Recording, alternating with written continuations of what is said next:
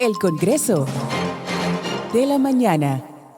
Seguimos aquí en el Congreso de la Mañana en este martes 5, el super martes, y bueno, vamos a seguir hablando. Tenemos una persona, un invitado, un miembro titular de la oficina sobre las elecciones en Estados Unidos, la oficina representante de la Junta Central Electoral en Nueva York, y estará el señor Osoria con nosotros en un momentito conversando, dándonos detalles y las expectativas que se tienen de los dominicanos que votan allí en Nueva York en estas elecciones en los Estados Unidos. Jóvenes, pero para sí. agradecer la sintonía de Kamala. en el día de hoy de Bernardo Colón. Don Bernardo.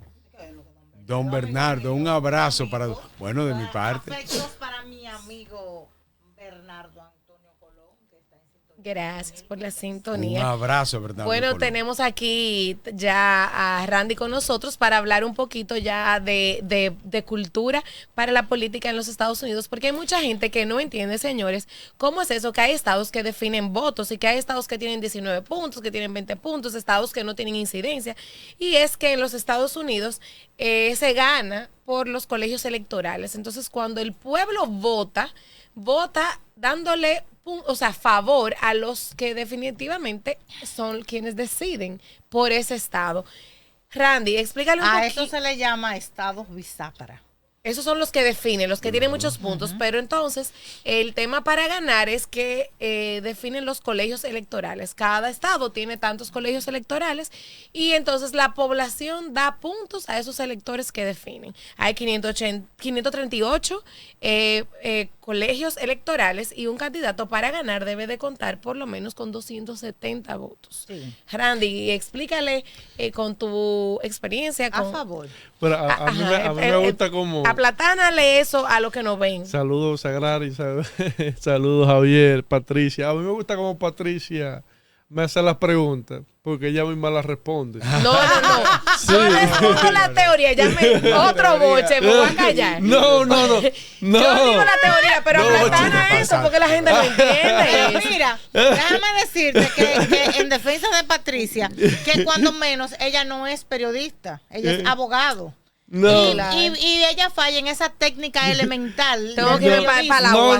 Del periodismo. Sin embargo, hay que decir, espera un momento, pero sin embargo hay que decir que hay periodistas que hacen la pregunta y tienen la respuesta inmediata. Y entonces le dejan al entrevistado. Sí, exacto, como usted ha dicho. No, pero es que eso no se entiende. Hay gente que no entiende eso. No, en el caso de Patricia, ya da la pincelada y luego entonces para que tú la desarrolles. Porque yo, por ejemplo, es que leo eso.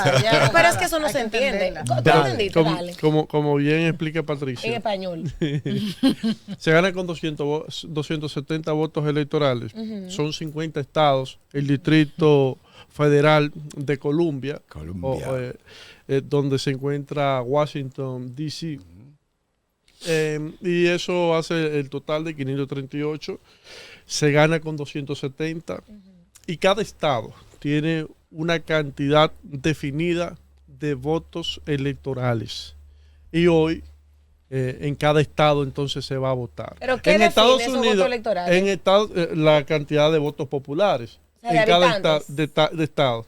Lo que lo define. Ajá. Eso se definió. Exacto, porque eso es lo que la gente no entiende. Tiempo. Porque hay estados que tienen 19 y hay otros que tienen 4. ¿Por qué? No está definido por la población de cada estado. Okay. A diferencia de la República Dominicana con el tema de los diputados, Ajá, que sí está definido por la cantidad de población, claro, de cada circunscripción. Allá en Estados Unidos no es así. Se definió hace muchísimo tiempo. Desde la fundación de esa nación, y claro, se vinieron produciendo algunas reformas, pero ya hace mucho que no se produce ninguna reforma en ese sentido. Y por eso nosotros vemos estados que la población en comparación con otros es, no vamos a llamar insignificante, pero es mucho menor, pero claro, no se da esa proporcionalidad con el tema de los votos electorales. Y es precisamente porque esos estados que su población ya no es tan grande, se han negado a que se utilice esa metodología para definir la cantidad de electores por estado. O sea, porque es una forma de de ellos mantener una cuota de poder importante. Mira, y a pesar de que hay estados que se han mantenido como propiedad de un partido u otro, también hay experiencias recientes en las que han fluctuado. Y estados en los que regularmente ganan los demócratas o los republicanos, por ejemplo, Biden logró que se viraran. Sí. E inverso. Y entonces por eso es parte de la indefinición en estos días. Pues de ahí era la confusión que quería que Randy explicara.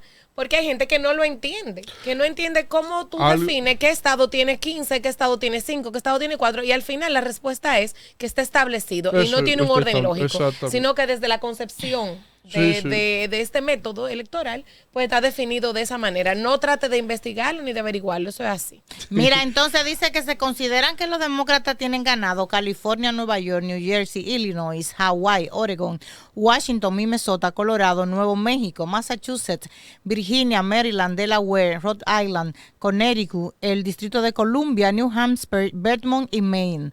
Para los republicanos, entonces, Texas, Florida, Ohio, Tennessee, Kentucky, Indiana, Carolina del Sur, Missouri, Kansas, Luisiana, Alabama, Dakota, Wyoming, Idaho, Iowa, Arkansas, Alaska, Oklahoma, Mississippi, Utah, Virginia Occidental, Montana, Nebraska y el segundo distrito de Maine. Sin embargo, hay que decir que existe el muro azul, que es Pensilvania, Michigan y Wisconsin. No siempre definido por un partido. Dice que esos 3 estados, conocidos como el muro azul, eran un seguro de vida para los demócratas gracias al voto afroamericano urbano y la clase trabajadora blanca, pero eso fue hasta el 2016. Wisconsin había votado demócrata en 7 anteriores presidenciales, mientras que Michigan y Pensilvania en 6. Trump, sin embargo, apostó fuerte en el 2016 por estos 3 estados, cerrando campaña en Michigan, y eso hizo entonces que hubo un viraje, y por eso ya no son propiedad de nadie esos estados. Georgia y Arizona, al contrario de los estados azul, con 16 compromisarios, y Arizona con 11, parecían una garantía para los republicanos, pero Biden se lo arrebató en el 2020 en un auténtico descalabro para Trump. Así es.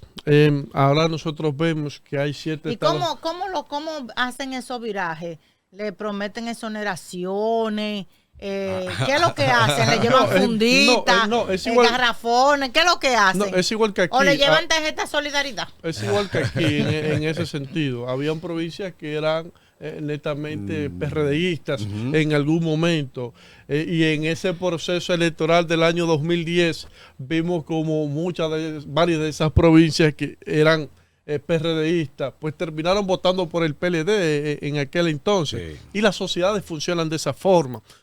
Pueden estar de acuerdo con una concepción, con una idea por muchos años, pero no siempre van a estar en esa misma idea. No, y claro. Bueno, hay una canción hermosa de Mercedes Sosa que dice cambia, todo cambia. Y por más que permanezcan dentro de una concepción, dentro de una forma de ver el mundo y ver la política, pues al final muy probablemente cambie. Pero mira, en las últimas décadas, y por ejemplo desde el 89 hasta este momento, Estados Unidos ha ido haciendo una balanza, es decir, desde George Bush padre hasta Biden ha sido republicano-demócrata, un republicano-demócrata, obviamente tomando en cuenta los que han repetido, claro, en este caso, la reelección, que ya es otro punto. Sin embargo, George padre, después Clinton,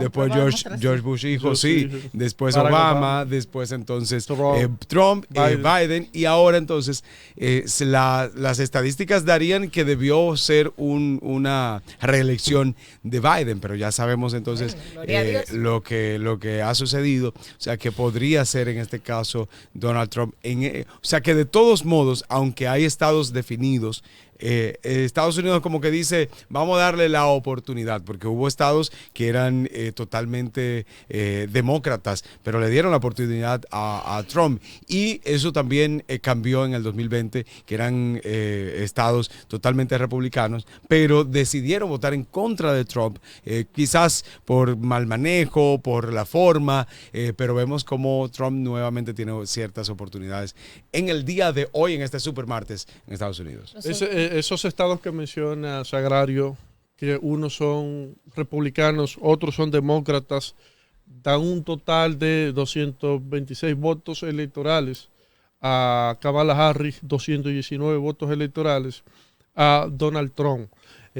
Muy lejos todavía ambos de los 270 que se necesitan para ganar las elecciones, y precisamente ahí están los 7 estados pendulares o estados bisagras, como le denominan otros, donde está Pensilvania, donde está Carolina del Norte, Michigan, Nevada, Georgia, Wisconsin, está Arizona. Esos son los 7 estados pendulares, los que no se sabe si son demócratas o si son republicanos, pero que tienen la cantidad de votos electorales necesarios para darle la victoria a uno o a otro. Está con nosotros Yeudi Maldonado, es politólogo de profesión, maestrante en la Maestría de Ciencias Políticas y Políticas Públicas, distintos diplomados en Geopolítica y Relaciones Internacionales. Hablará con nosotros del análisis del panorama social y político en Estados Unidos. Vamos a escucharlo. Yeudi, buenos días, gracias por estar en sintonía con nosotros y en contacto, darnos la oportunidad para conversar con usted sobre este tema de las elecciones en Estados Unidos. ¿Nos escucha? Muy buenos días, muy buenos días. ¿Cómo? Sí, buenos días. ¿Me escuchan? Sí, sí. Perfecto. Muchísimas gracias por invitarme, ¿no?, para poder hablar con ustedes sobre lo que evidentemente hoy ocurre en los Estados Unidos, que son las elecciones, y que marcan una tendencia bastante clara sobre quién sería el próximo presidente. Tú has dicho que hay una tendencia marcada bastante clara, sin embargo, lo que nosotros desde este lado, y nos llevamos por lo que los medios reseñan, no está claro. Hay un empate, aparentemente un empate técnico. ¿Qué ustedes viven allá y qué tan claro ustedes pueden ver los resultados allá? Bueno, primeramente, cuando hablaba de la tendencia, me refería en lo siguiente. Durante 5 semanas de manera consecutiva hemos visto un incremento o de alguna manera un avance importantísimo. Para nadie es un secreto que Kamala Harris tuvo lo que se conoce como su momentum. Primero por el hecho de que Biden se retira de la contienda electoral, posteriormente le da el paso a ella, y todo lo que ha devenido a raíz de eso, todo ese, digámoslo así, esa incertidumbre que luego se canaliza como éxtasis hacia la candidatura de Kamala, generó lo que fue prácticamente un mes y medio de informaciones netamente positivas en favor de Kamala, al punto tal incluso de que muchos analistas indicaban que era el nuevo elemento de diferencia que se agregaba a la campaña, porque Kamala Harris es muy diferente, a Joe Biden. Entonces, en ese sentido, al pasar el momentum de Kamala, entonces comienza Donald Trump a insistir en los temas de alguna manera que él tiene más peso, y son los temas que desde la óptica social generan esa movilidad del voto, esa movilidad de la persona que se levanta a votar. ¿Y cuáles son esos temas? Bueno, evidentemente el tema económico. Para nadie es un secreto que por lo menos las últimas encuestas indican que una venta muy considerable de prácticamente 10 e incluso hasta 15 por encima en el electorado estadounidense con respecto a los temas que tienen que ver con economía, inflación, migración. Sin embargo, Kamala tiene una importante ventaja ante Donald Trump, incluso hasta de un 20%, en temas que tienen que ver con inclusión, en temas que tienen que ver con el aborto y en otros temas derivados que son más pro a la línea demócrata y al discurso que han establecido, que han de alguna manera asumido los demócratas en los últimos 20 años. Yeudi, Randy Estrella de este lado. Amigo, Randy. No, mi hermano Randy, mi hermanito Randy. Judy, una cosa que se ha venido discutiendo bastante es la certeza de las encuestas.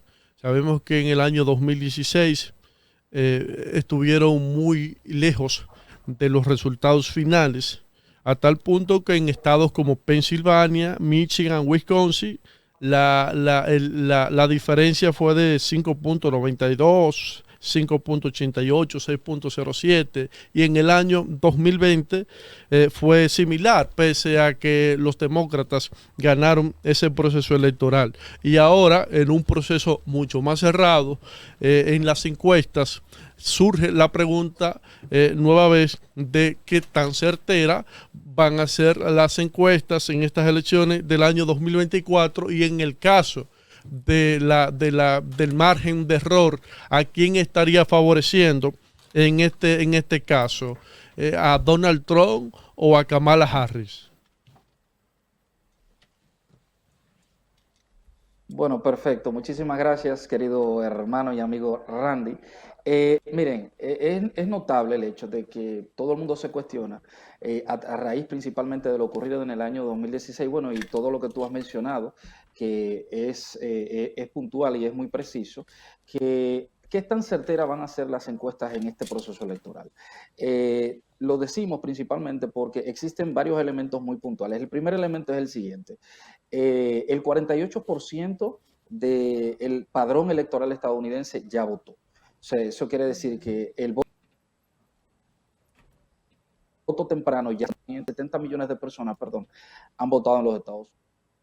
Voto primordialmente y de manera principal le favorece mucho al Partido Demócrata, porque el Partido Demócrata es por lo general quien manda a votar a su población temprano.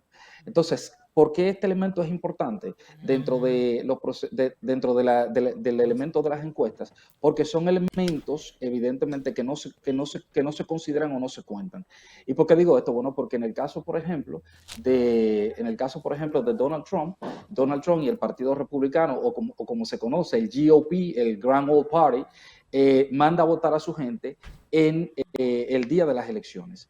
Por eso ustedes se fijan, a diferencia de otros años, que en esta oportunidad, por ejemplo, de ese 48% del voto universal estadounidense que fue a votar en las elecciones, en esta nueva etapa del 2024, la campaña electoral republicana ha decidido de alguna manera cambiar su estrategia y también ha comenzado a mandar a votar a su gente temprano, e incluso, a diferencia del 2020, ha dicho que es importante y que vale la pena. De ese 48% que ya se tiene de votos, la gran mayoría, por encima de la mitad, va en favor de Kamala. Sin embargo, a diferencia de años anteriores,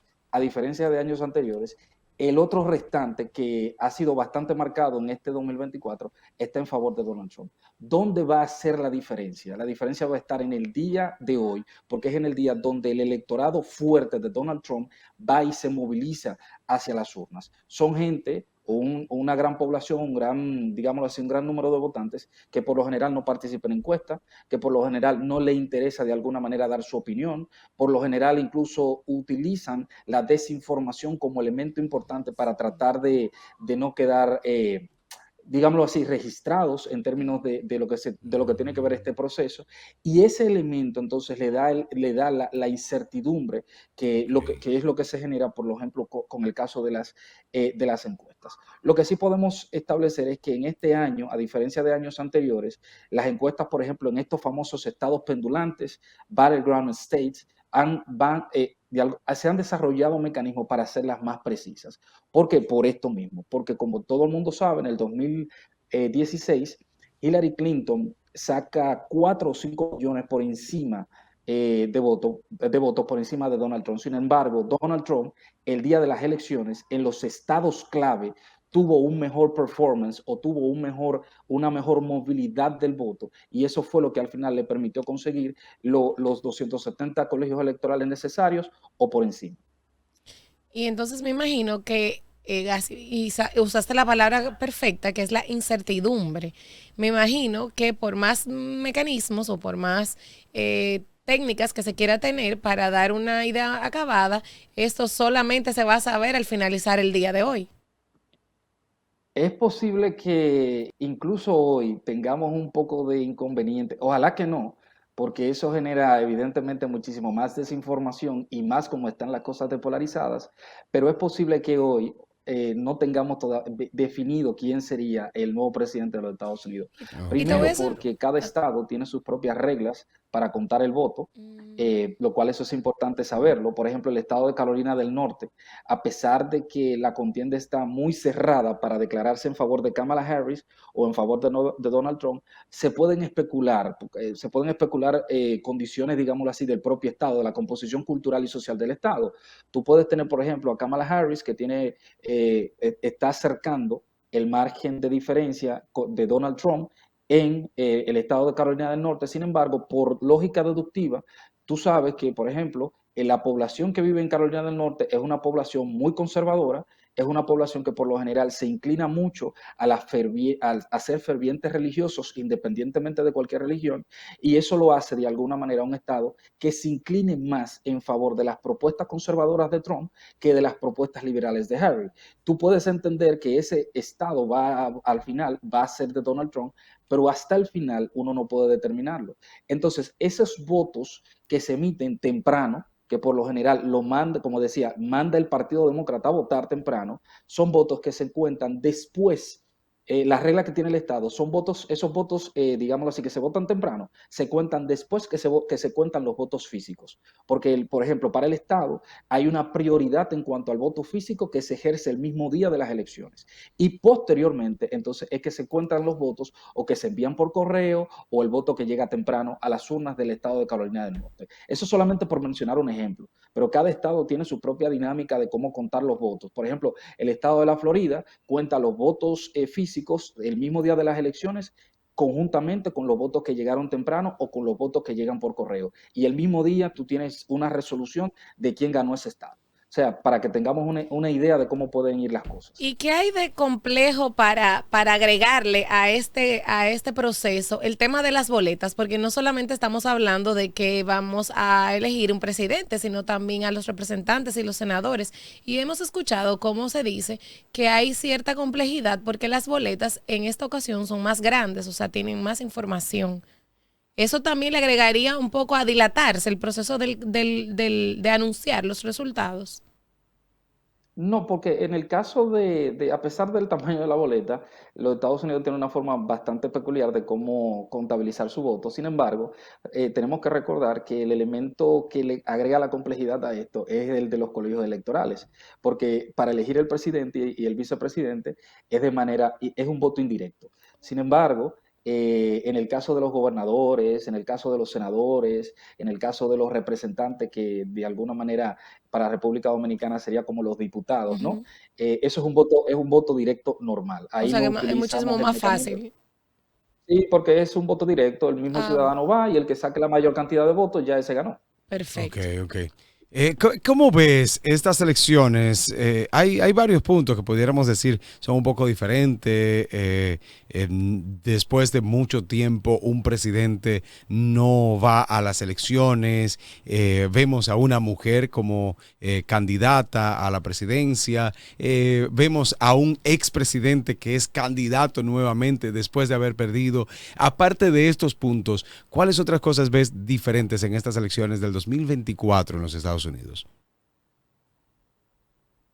Gracias por la pregunta, hermano mío. Mira, a pesar de todo eso que tú has dicho, que es perfectamente cierto, quisiera resaltar algo. En caso de que hoy gane Kamala, sería, y ya creo que todo el mundo lo sabe, pero el impacto significativo que tendría el hecho de que se convierta en la primera mujer presidenta de los Estados Unidos, generaría un impacto importantísimo en el mundo, al igual que si ganase Donald Trump, por el hecho de que, primero, nunca los Estados Unidos ha tenido una mujer presidenta, y segundo, evidentemente, después de casi más de un presidente que corrió por la reelección, perdió, no había vuelto a la Casa Blanca a volver a elecciones presidenciales, a correr en unas elecciones presidenciales y tener el potencial que tiene, por ejemplo, Donald Trump de volver a la Casa Blanca. A pesar de eso, lo que yo sí noto es, lamentablemente, el hecho de los extremismos.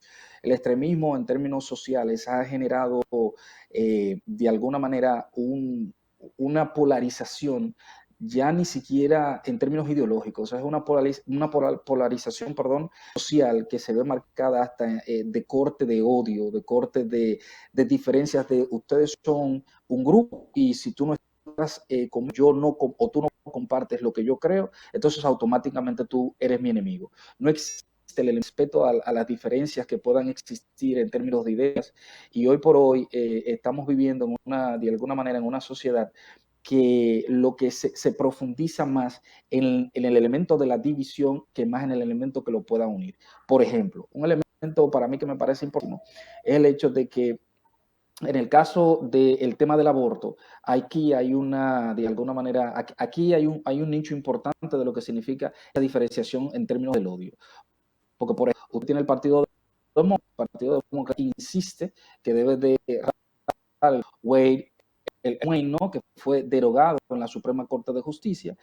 Tiene, por ejemplo, una campaña de Donald Trump que establece que son los estados que deben de establecer las reglas de qué debe de hacerse en cada caso del aborto.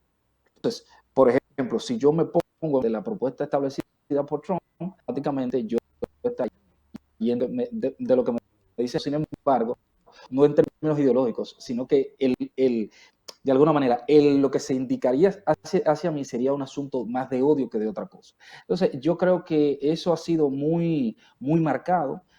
Creo que ya no se está debatiendo, como decía, en términos ideológicos. Lo que se trata es de alguna manera de ver quién tiene la primacía, independientemente de que eso se sostenga sobre la base de la mentira, porque se ha dado mucho el hecho de la desinformación para poder colocar un punto en los medios de comunicación y como dice la famosa frase, mientras tú repites una mentira durante mucho tiempo, al final la gente te la va a comprar y termina siendo verdad. Aquí hay gente que incluso cuestionó el uso, o todavía lo sigue cuestionando, el uso incluso de las vacunas para el COVID. Hay gente que todavía sigue cuestionando el uso de la gente que entiende que, por ejemplo, la imposición de ponerse mascarilla fue un atentado en contra de la propia libertad de cada una de las personas. O sea, un grupo de cosas que tú dices, o sea, ¿en qué estamos? ¿Dónde estamos? Y yo no creo, para ser sincero, que ninguna de las dos partes que se encuentran actualmente en el proceso electoral compitiendo vayan a, en los próximos 4 años, poder resolver esta situación.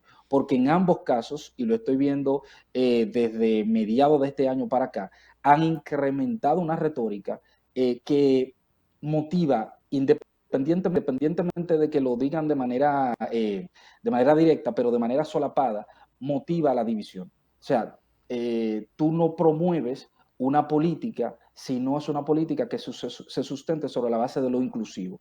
Entonces, en ese caso, yo he visto que este proceso electoral ha sido muy divisorio y muchísimo más extremista en cada uno de los partidos. Hay algunos temas fuera de los Estados Unidos, pero que estas elecciones lo van a impactar o podrían impactar.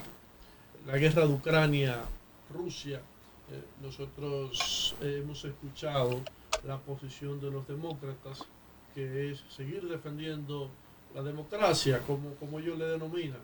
Y en el caso de Donald Trump, pues dice que esa guerra no debe permanecer y que inmediatamente gane las elecciones, pues buscará la forma de reunir a Zelensky y a Vladimir Putin para que esa guerra culmine. Está el tema de China, la guerra comercial con China, que parecería que no habría mucha diferencia entre los demócratas y los republicanos. En ese caso, el tema de la OTAN, cuál va a ser la relación en caso de que gane Donald Trump entre los Estados Unidos y la OTAN, y el tema de los BRICS, cómo afrontarían tanto Kamala como Donald Trump ese polo opuesto a los Estados Unidos y el bloque occidental que representa. Perfecto, perfecto. Gracias por la pregunta. Yo concuerdo totalmente contigo, querido amigo Randy, en el hecho de que, en el caso de que gane Donald Trump, no va a haber, o sea, la diferencia va a estar muy marcada en cuanto al acercamiento que se tiene desde esta administración con los países que forman parte de la Organización del Tratado del Atlántico Norte, la OTAN, la única organización de carácter militar a nivel internacional o que tiene su propósito es un pacto de defensa militar en conjunto con los países miembros que la conforman. Yo creo que una muestra de eso lo vimos en su periodo presidencial. Donald Trump le dijo muy claramente a cada uno de estos países que la conforman, señores, si ustedes no pagan más y ustedes no aportan más, Estados Unidos se tiene que retirar. O sea, es que no hay forma. Entonces, eso ha preocupado mucho. Incluso ya existen elementos que indican que desde el año 2023 los países de la OTAN e incluso los propios países europeos se han estado preparando para lo que sería una eventual administración de Donald Trump en la Casa Blanca. En el caso de la guerra de Ucrania, él perfectamente lo ha dicho, él entiende que es una guerra sin sentido, él entiende que es una guerra que, por decirlo de alguna manera, estúpida, y que él buscaría la manera de cómo resolver eso, incluso en caso de ganar hoy, muchísimo antes de que él se inaugure como presidente el 20 de enero. Entonces, tendríamos que ver cuál sería el acercamiento en ese sentido. En el caso de Israel, todo el mundo sabe que Donald Trump es una persona que tiene una tendencia a las personas o líderes de carácter. Se recuerdan que en su administración, en el año 2016, Donald cambia la embajada se encontraba de los Estados Unidos, que se encontraba en Tel Aviv, la pasa a Jerusalén.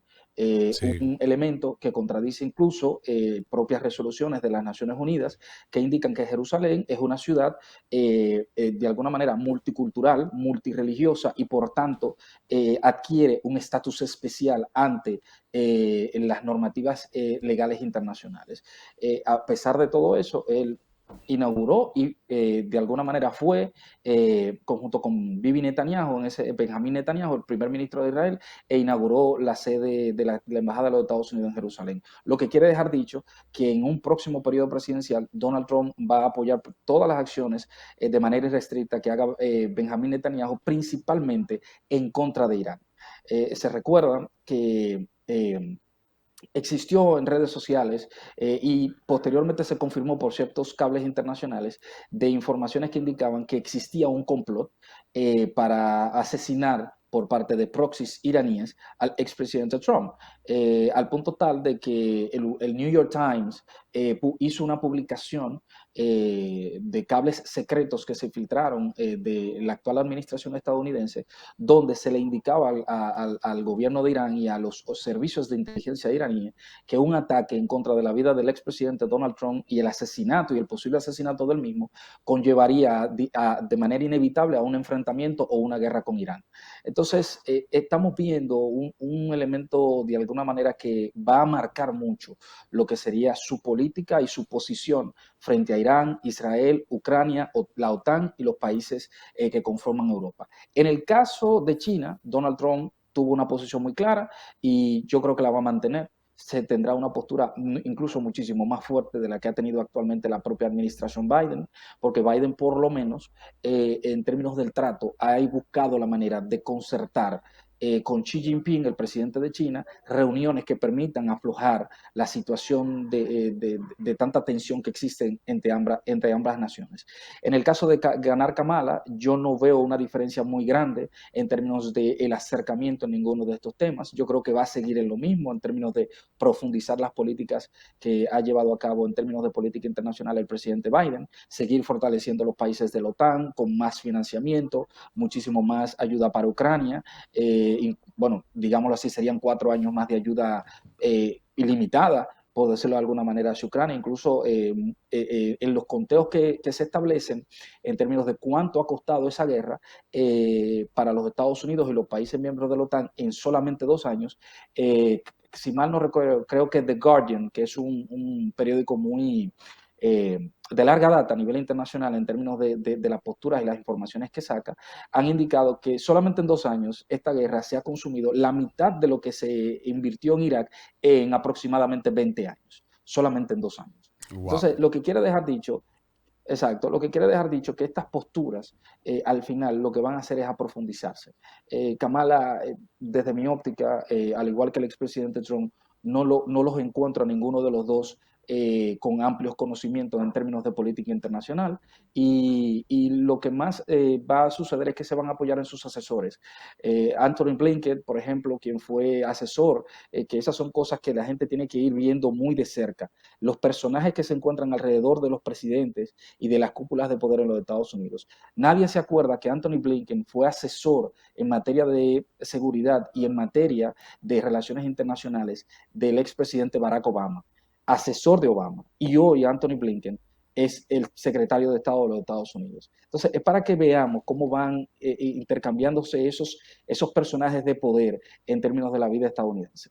Bien, bien. De verdad, muy nutritivo este conversatorio contigo, Jeudy. Gracias por las aclaraciones y hablarnos sobre este panorama desde el punto de vista de un politólogo que sé que le has dado bastante seguimiento y está siempre con las informaciones al dedillo de lo que sucede en Estados Unidos y bueno, las expectativas de lo que va a pasar en el día de hoy, que definitivamente no está todavía todo claro, pero vamos a ver entonces lo que va a suceder en el transcurso de este super martes en los Estados Unidos. Muchas gracias, Jeudy, muchachos.